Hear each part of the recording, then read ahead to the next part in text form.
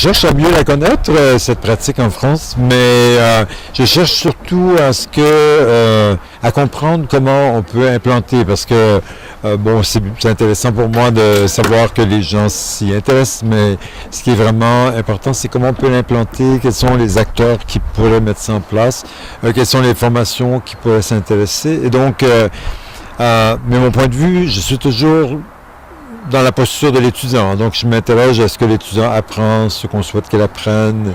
Et voilà. Et donc, parce que je trouve que nos formations sont assez théorisantes ou on a des propos savants. On voudrait que les étudiants retiennent vraiment des connaissances théoriques, mais en même temps, on veut qu'ils puissent agir avec ça. Donc, ma préoccupation, c'est de l'ordre de l'action. C'est de l'ordre d'agir dans la complexité d'une manière réfléchie. Par rapport aux sapeurs-pompiers, plusieurs ressentis. J'ai l'impression que les sapeurs-pompiers sont des gens, de par leurs actions, leurs questions, dans une logique de compétence, au moins quand ils pensent à leur métier ou à leur profession.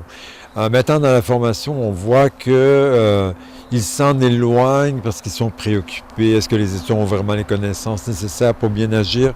Puis on voit de temps en temps la question, oui, mais est-ce qu'il ne faut pas enseigner de la théorie d'abord? Mais je pense que quand on aura traversé l'obstacle, nous le faisons déjà.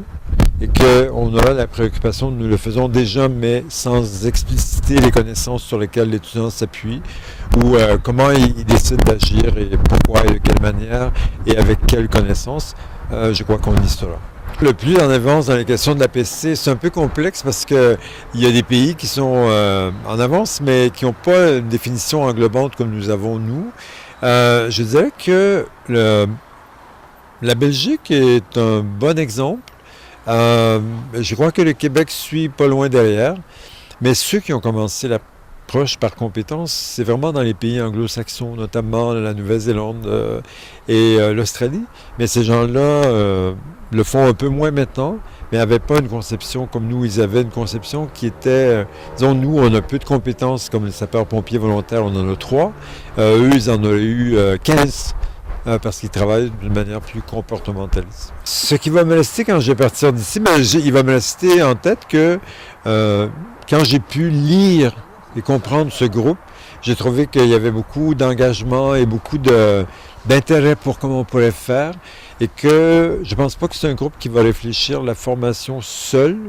Ça va toujours être une réflexion qualité opérationnelle, la formation, et dans la logique de compétences, ce va-et-vient est vraiment quelque chose qui est, à mon avis, génial. C'est vraiment dans une logique mettre en œuvre, réfléchir l'action et tout, et donc une impression très positive, quoi, de cette journée.